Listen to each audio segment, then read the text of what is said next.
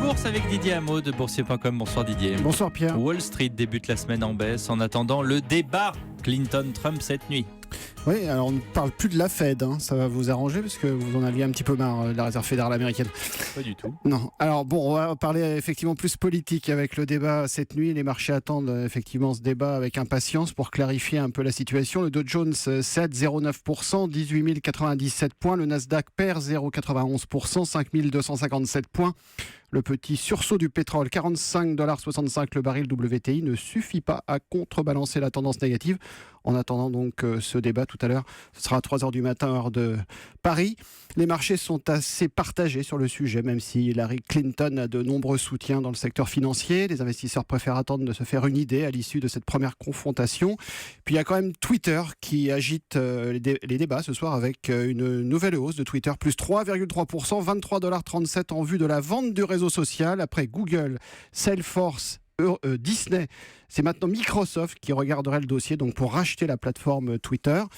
Et puis Apple est stable à 112,88$ ce soir. Microsoft perd quand même 0,9%. L'euro remonte un petit peu sur les devises, 1,1255 face au dollar. La bourse de Paris a rechuté avec le secteur bancaire. Moins 1,8%, c'est beaucoup. 4408 points, entraînés effectivement par tout le secteur financier qui a accusé le coup. À l'origine de cette glissade, les déboires de l'allemand Deutsche Bank, fragilisé par les menaces d'amende record aux États-Unis dans le dossier des subprimes, dans un contexte financier déjà fébrile. Deutsche Bank plonge de 7,5%, 10,55€ au plus bas depuis 1983. BNP recule de 3,2%, la Société Générale moins 2,9%, le Crédit Agricole moins 2,7% et Natixis moins 2%. Puis le secteur automobile recule aussi, Peugeot moins 2,2%, Renault moins 2,3%. Exception du jour, Alten a terminé en nette hausse. La société de conseil en haute technologie grimpe de 2,1%, Alten termine à 63,58€. Le titre profite des recommandations du broker Berenberg qui croit toujours au dossier et vise un cours un petit peu plus généreux de 71,50€.